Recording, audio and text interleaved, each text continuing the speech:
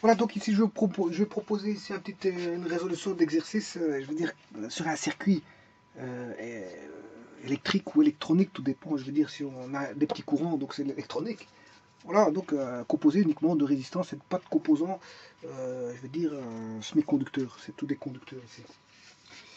Si ce n'est que bon, il y a un appareil de mesure qui est électronique, lui, hein, bon, qui est bien électronique.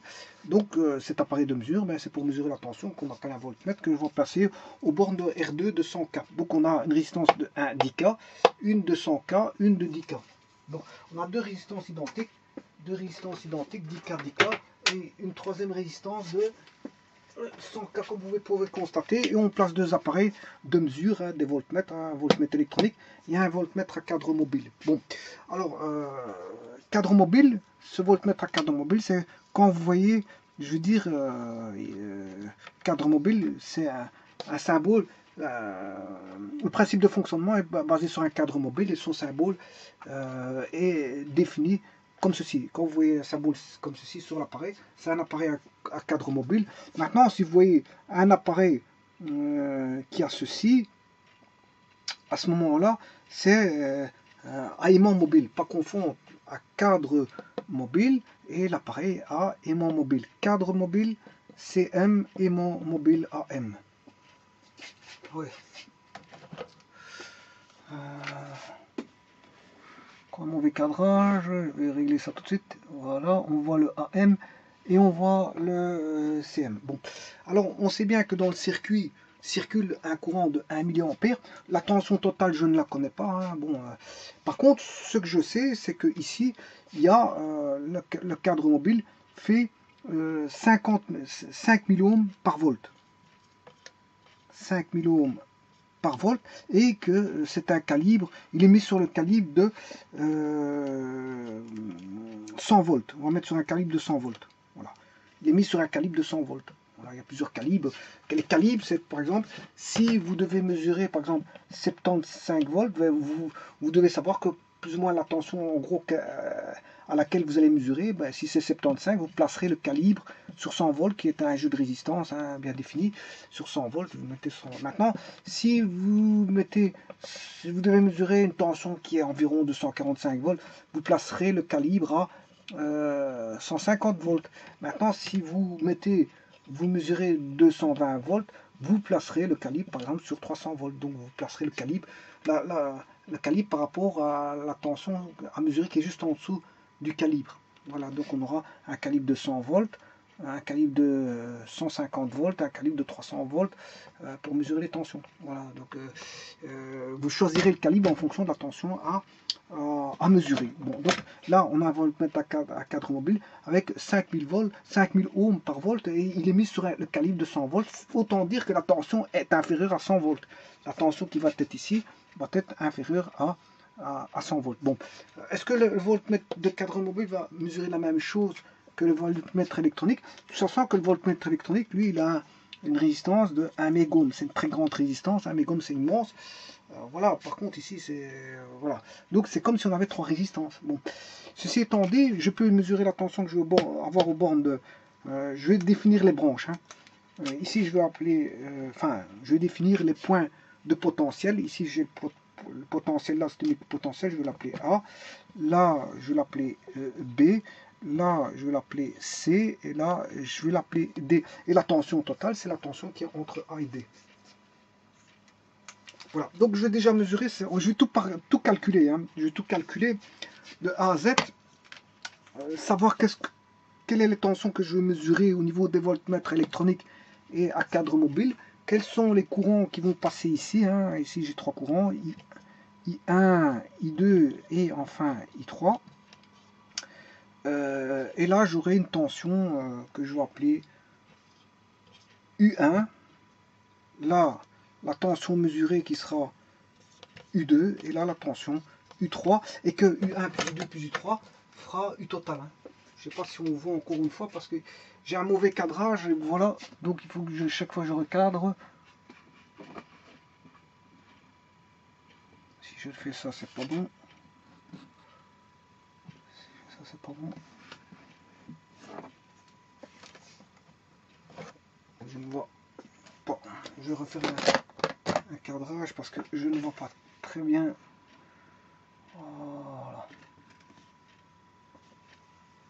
Là, on a bien vu que j'ai bien... Oui, on voit pas très fort. Là, j'ai mon U1 ici, mon U2 ici, et mon U3 ici.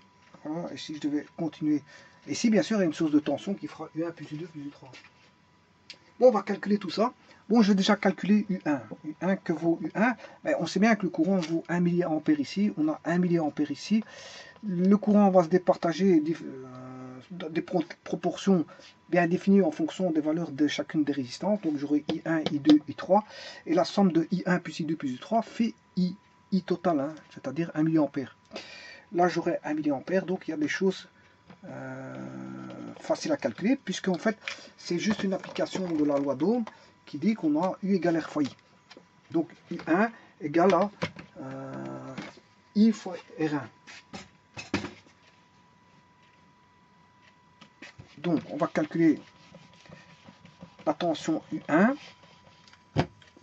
U1 et U3 qui sont faciles à calculer. U1 vaudra R1, R3 fois I. R1 vaut 10 kg, 10 kg pour R3, fois le courant qui vaut 1 mA. Bon, là j'ai 10 exposants 3 fois 10 moins 3, les kilos fois les millis, ça se neutralise pour donner 1. Kilo c'est 1000 et milli c'est 10 moins 3. Ce qui fait 1. Donc j'aurai 10 fois 1, ce qui fait 10. J'aurai 10 volts et idem ici, puisque c'est la même chose, ce qui fait 10 volts. Donc ce qui veut dire que U1 égale U3, parce qu'en fait ils ont même courant de passage qui passe sur des valeurs de résistance identiques. 10 kg, 1 milli, 10 kg, 1 milli. Bon, donc je peux déterminer facilement que vaut U1. U1 vaut 10 volts.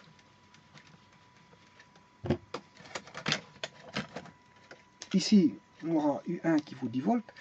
Et ici, on aura U3 qui vaut 10 volts. Autant dire qu'on a déjà 20 volts. Et donc là, on va mesurer une tension. Et on va calculer justement cette fameuse tension.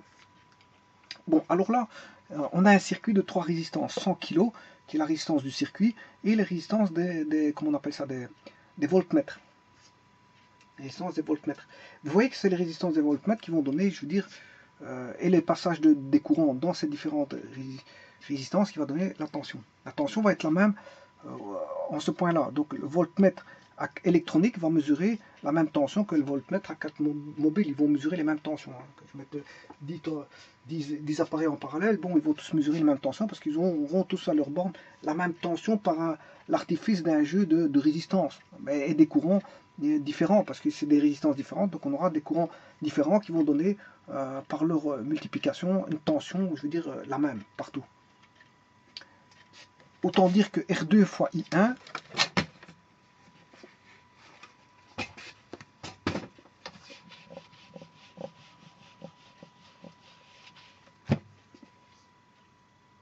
donc U2 ce sera R2 fois I1, mais c'est aussi R2 fois I1, mais c'est aussi la résistance électronique qui vaut 1 mégohm fois I2, fois le courant qui passe la résistance électronique fois I2, et U2 est aussi égal à la résistance, comment on appelle ça,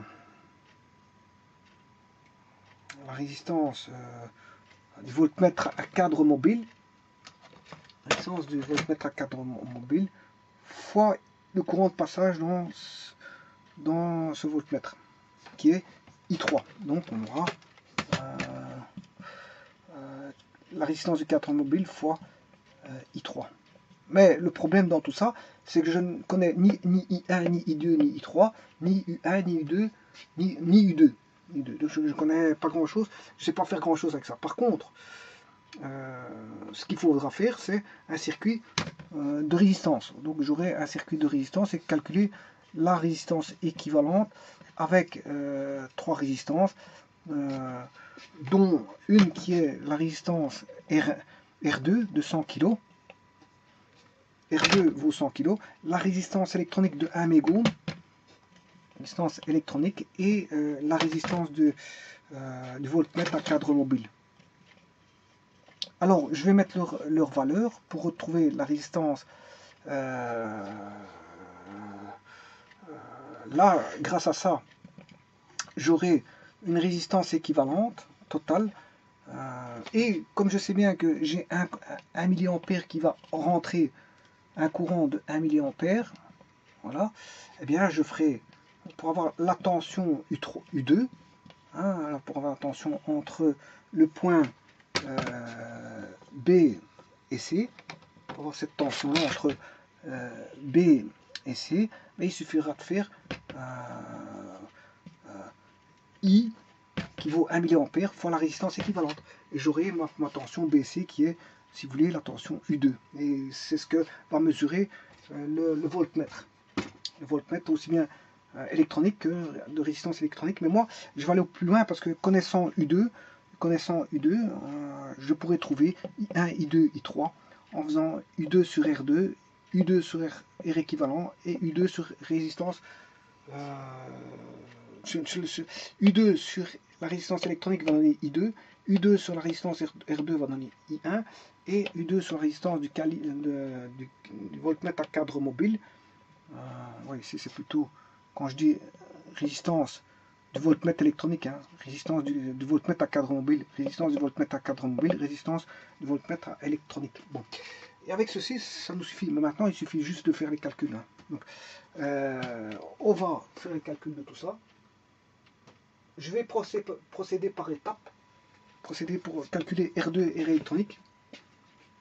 Voilà. Donc, je peux faire 1 sur R équivalent total, qui vaut 1 sur la résistance R2, plus 1 sur la résistance du cadre mobile, du voltmètre à cadre mobile, plus une fois la résistance du voltmètre électronique. Mais je ne vais pas procéder comme ceci pour rechercher l'inverse de résistance électronique. Je vais aller par étapes.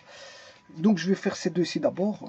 Si je fais ces deux-ci, ça fera ceci, R2 plus RCM, voilà que vaut R équivalent. Alors d'où vient cette formule là? Je vais vous la démontrer tout de suite. Je veux dire, c'est une, quand on a 1 sur R équivalent qui vaut 1 sur RA plus 1 sur RB, si vous mettez tout ceci au même dénominateur, j'espère qu'on voit, ouais, j'aurai RA fois RB. Là, il faudrait que je mette RB ici, plus RA. Voilà. En d'autres termes, ça fait RA plus RB, sur RA fois RB. Donc ce sera RA plus RB. Si je commute. Donc c'est là, 1 sur R équivalent vaudra la somme des résistances sur le produit des résistances, RA fois RB. Voilà. Maintenant, si j'inverse le tout, j'aurai non plus la somme sur le produit, mais j'aurai le produit sur la somme.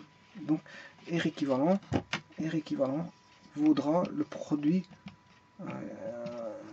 sur la somme des deux résistances. Voilà, et c'est ce que j'ai fait ici. J'ai fait R2 fois RCM sur R2 plus RCM, donc le produit sur la somme. Voilà.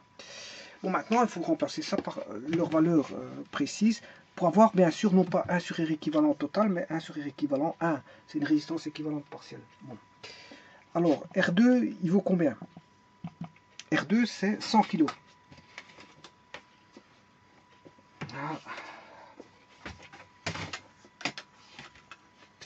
Bon, pas se tromper dans ce calcul de jeu de résistance, parce qu'il y a beaucoup de puissance. Hein. R2, c'est 100 kg. R2, c'est 100 kg. Bon, je ne mets pas le mot ohm, hein, on sait bien que c'est 2 ohms.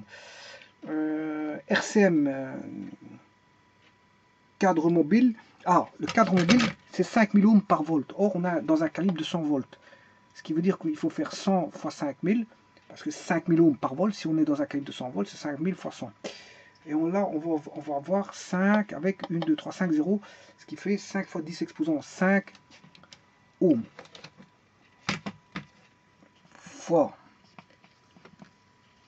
5 fois 10 exposant 5 ohms. Voilà. 100 fois 1000, c'est 1 fois 10 exposant 100 K. K c'est 1000. 10 exposant 2 c'est 5. on a 5 0. Oui, 1, 2, et les 3 là, ça fait 5 0. Et là, j'en ai bien 5, et 1, 2, 3, 4, 5, oui, ça c'est 5. Donc c'est juste.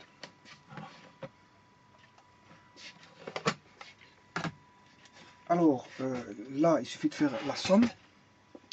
1 fois 10 exposant 5 sur 5 fois 10 exposant 5, ce qui fait 1 fois 5, 5, 10 exposant 10, 5 plus 5, 10, sur 6 fois 10 exposant 5, ce qui fait 5 sixièmes fois 10 exposant 5 ohms.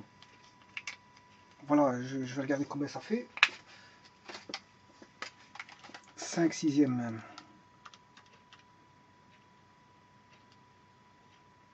fois 100 000. 83 333 ohms, si vous voulez, voilà, une valeur exacte de, enfin une valeur donnée à virgule. Mais par contre, moi je vais garder cette valeur de résistance 5 sixièmes fois 10 exposant 5.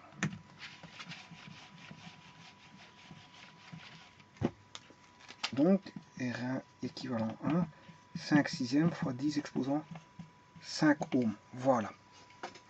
Alors, ça c'est la résistance ici, et la résistance du cadre mobile. Donc, j'ai trouvé une résistance équivalente entre ces deux-ci et ces deux-là. Enfin, ces deux-ci. Voilà, ça me donne une résistance équivalente. Maintenant que je vais combiner avec celle-ci, résistance électronique, qui vaut, elle, 1 mégohm. Donc, on va calculer ça tout de suite.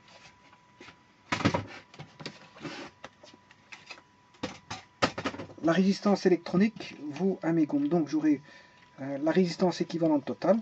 C'est la résistance équivalente 5 sixièmes fois 10 exposant 5 fois 1 mégohm. 1 mégohm, c'est 1 million d'ohms, fois 10 exposant 6 ohms, sur 5 sixièmes fois 10 exposant 5, plus et 10 exposant 6.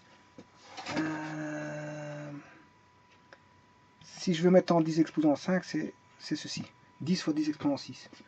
C'est 1 fois 10, voilà, là j'ai bien 10 exposant 6. Voilà. Donc, ce qui veut dire qu'ici, j'ai 5 sixièmes fois 1, ça fait 5 sixièmes, fois 10 exposant 11, le tout divisé par, je dois faire 10, 1 fois 10, ça fait 10. Comme ici, on tous les deux en 10 exposant 5, je dois faire 10 plus 5 sixièmes. Voilà.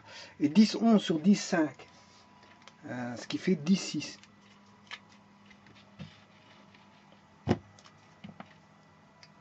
Donc 10, 11 sur 10, 5. C'est bien 10, 6. Je fais mon calcul. 5 sixièmes divisé par 10 plus 5 divisé par 6.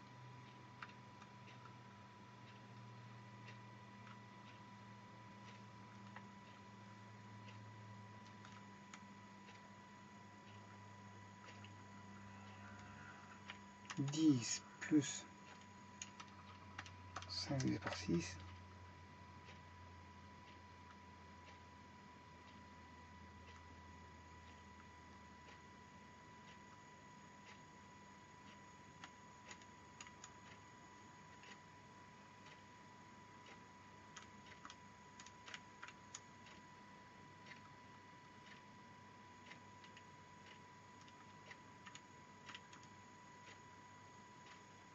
Bon, ici moi je trouve une résistance de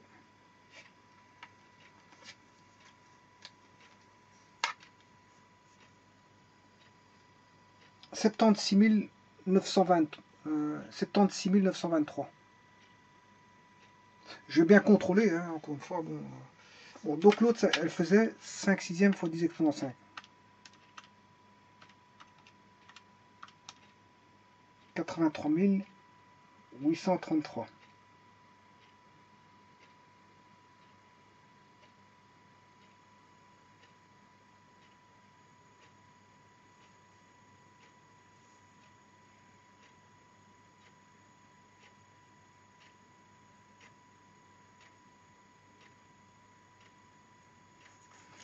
La résistance électronique, elle fait combien?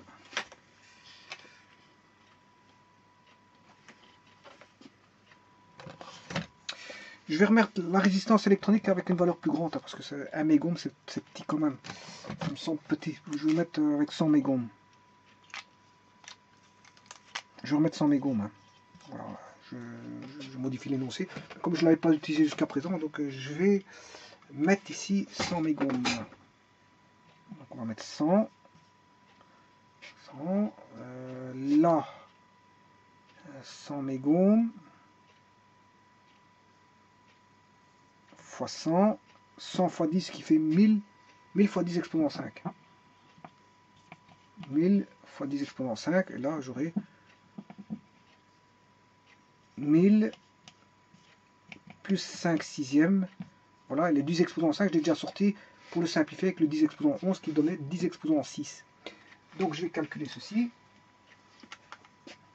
5 divisé par 6, divisé par 5, divisé par 6, Enter, voilà, divisé par 1000, divisé plus 5 divisé par 6, fermez parenthèse, voilà, fois 10 exposant 6.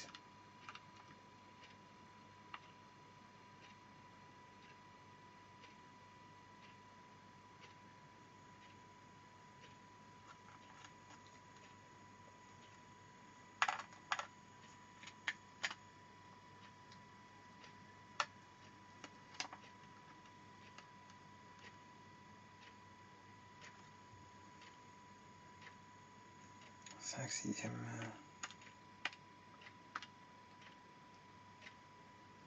Divisé par 1000 plus 5 divisé par 6.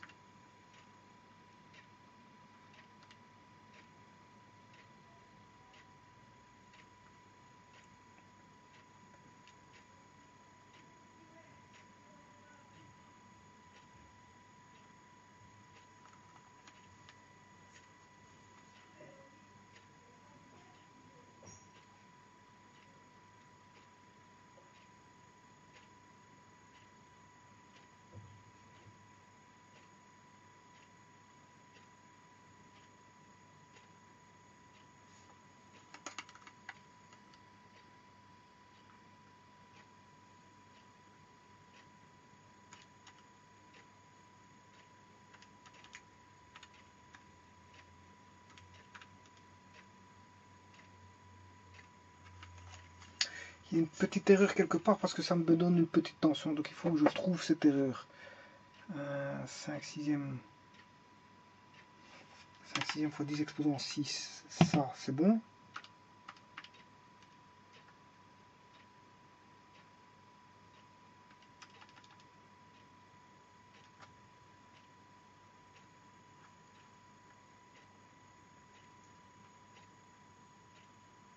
Ça c'est bon, donc je peux le remettre ici. Là j'ai bien 100 mégohm. 100 mégohm, je vais vérifier si mes 100 mégohm ici.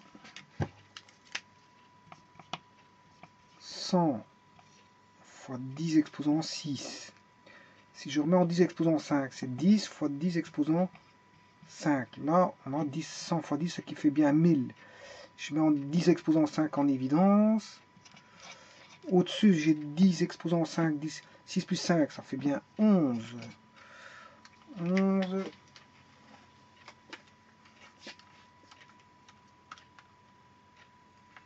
Et là, 10, 11 sur 10, 5, ça fait bien 10 exposant 6.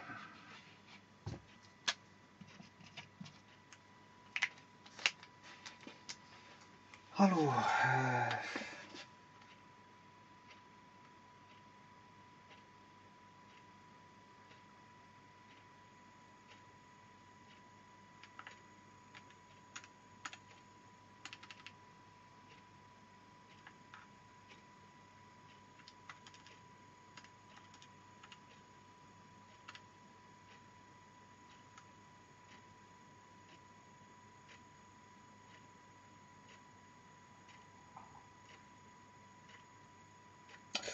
Oui, ici j'oublie un x100, c'est ça le problème.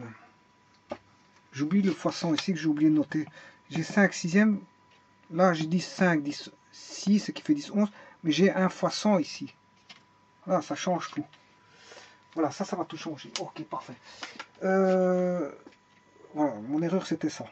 Donc 5 divisé par 6, j'ai oublié de noter le 100 ici. 5 sixièmes fois 100 divisé par 1000 plus 5 divisé par 6. Voilà. Et là, je dois faire fois 1 million fois 10 exposant 6. Voilà. J'ai 83 263,9. Ce qui est déjà mieux. Voilà. 83 263,9. 83 000. Donc la résistance équivalente totale, qui est ici. Là, ici, la résistance équivalente totale vaut 83 000.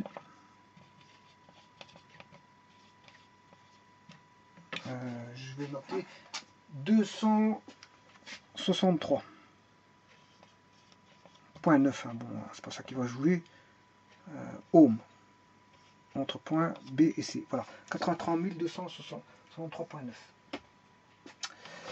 Alors, on sait bien qu'on a 1 mA qui passe. 1 mA, donc je dois diviser par 1000. Parce que, bon, faire fois, pour trouver la tension U2, c'est R équivalent fois I. R équivalent, c'est 83 263,9, le tout fois 10 exposant moins 3. Faire fois 10 moins 3, ça revient à diviser par 1000. Donc, c'est ce qui fait 83 volts. Et c'est de là qu'il y avait quelque chose qui clochait. C'est là qu'il y avait quelque chose qui clochait, c'est qu'en fait, quand je multipliais ma tension par 1 mA, qu'est-ce qui se passait? J'avais une petite tension de rien du tout. Une tension de rien du tout, voilà. Donc j'avais 0,0383 volts. Ça m'étonnait que le voltmètre mesurait ça. Bon, maintenant, on a que, ici, U2 vaut 83 volts. 83,263, ou on va dire 26 volts. Hein. Voilà. Ce qui fait qu'au total, j'ai une tension de 10, 20 plus 83. Il y a 103 volts, entre 103 et 104 volts de tension générée par l'alimentation. Donc le voltmètre ici va mesurer 83,26 et l'autre 83,26. Par contre, les courants, ils sont facilement calculables parce que maintenant, en connaissant qu'on a une tension de 83 volts pour U2, mais je peux calculer I1. Le courant I1 vaut 83,202. Voilà, je vais aller jusqu'à 4 décimales sur R2. R2 c'était 10 kg. 10 kΩ, ce qui fait 10 000 ohms. Voilà. R2, c'est 83,2639, le tout sur la résistance électronique, qui vaut 100 mégohms, 100 fois 10 exposant 6. Et enfin, I3 vaut 83,2639 volts, le tout sur on avait un calibre de 100 volts avec 5000 ohms, 5000 ohms par volt, 5000 ohms par volt fois un calibre de 100 volts, et ça donne ça comme résistance. Voilà, et en calculant ça, on a I1, I2, I3. Bon, on va calculer ces formules I1, I2, I3, et la somme de I1, I2, I3, bien sûr, doit faire I. Ouais, c'est comme ça que je vais contrôler pour voir si tout est bon. Alors, faisons le calcul. Alors, divisé par 83,2639 divisé par 10 000. Voilà. Le premier courant vaut 0,008326390 et je prends 8 millions, ça qui fait 8 milliampères. 8 milliampères. alors que le courant de départ faisait 1 ampère, 1 milliampère. Est-ce que c'est juste ça? C'est pas possible ça.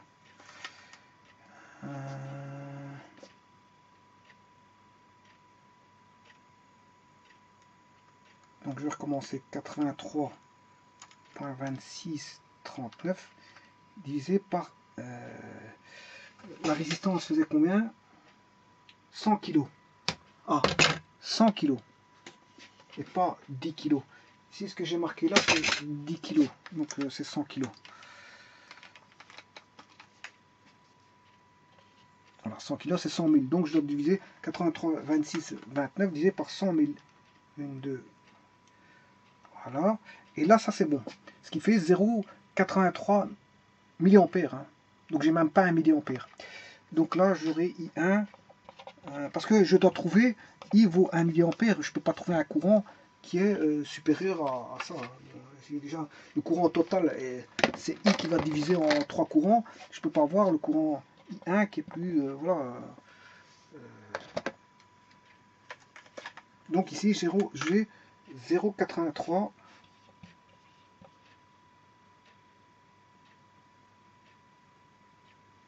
26 39 milliampères. Bon,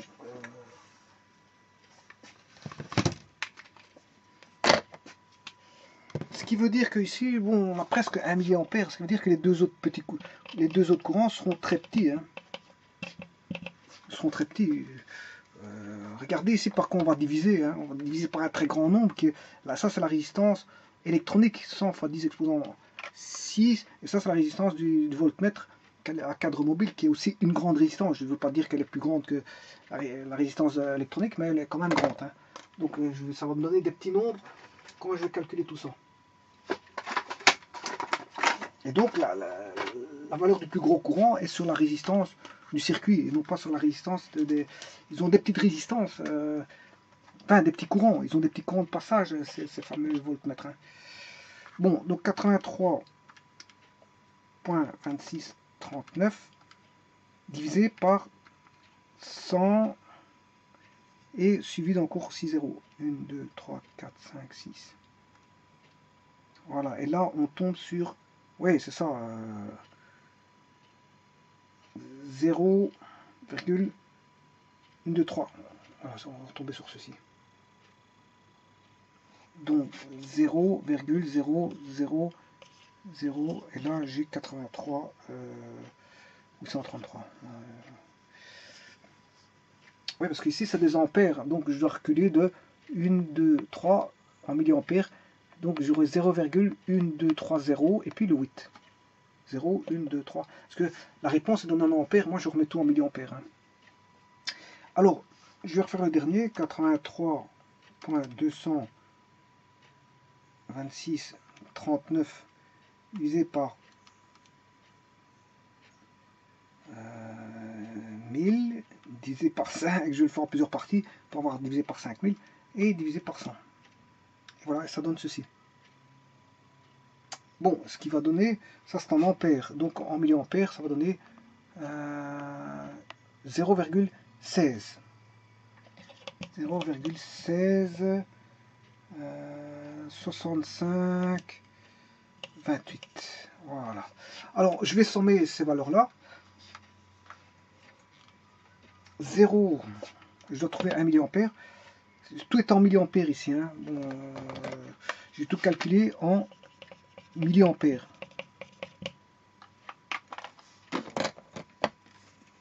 Donc 0,8326 39 plus 0,000833 plus 0,16 65 28. Voilà, je tombe sur pile poil 1 milliampère. Pile poil 1 milliampère. Voilà, donc en fait, c'est exact.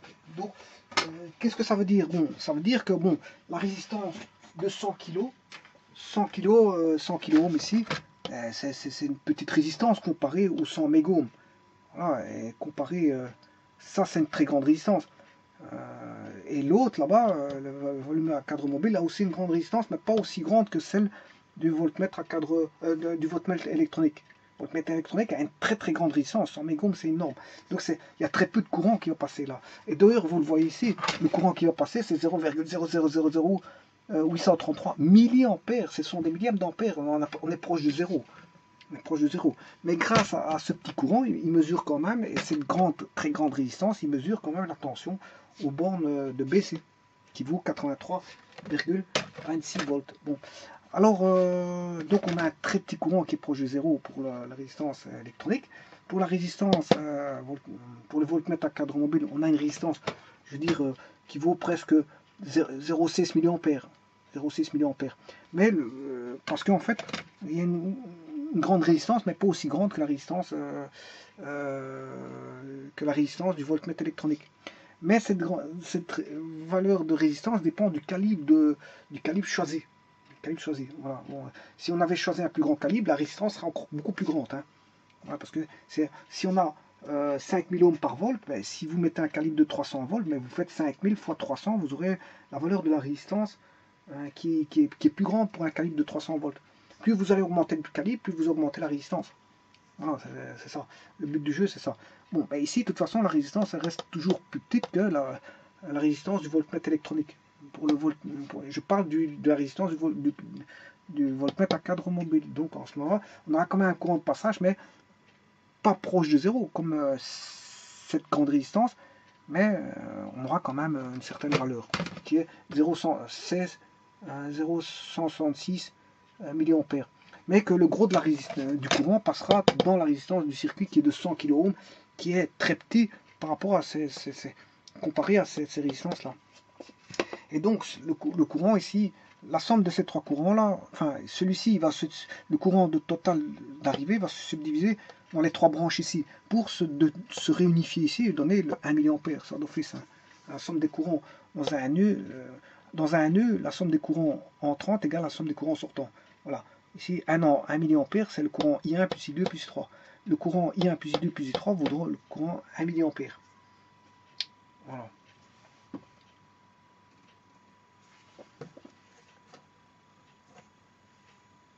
Et donc, peu importe que j'utilise un voltmètre électronique ou un voltmètre à cadran mobile, ils vont mesurer tous les deux 83,26 volts. Voilà. Ils vont mesurer la même tension.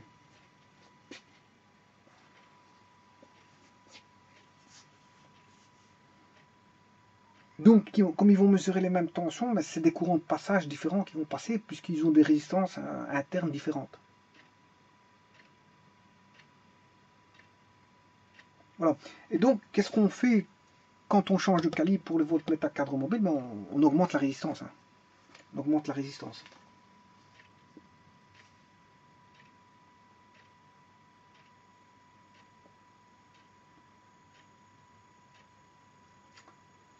Voilà, je crois que j'ai tout dit sur ce petit circuit-là.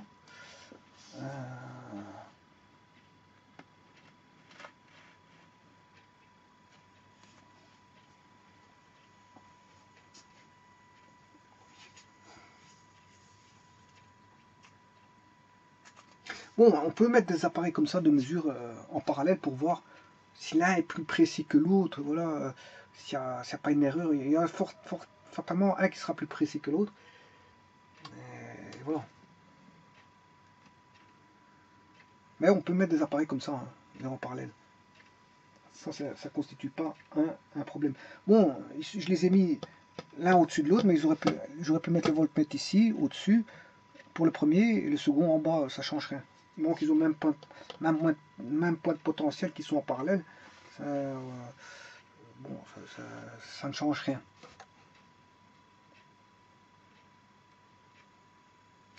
Voilà, je vous remercie beaucoup.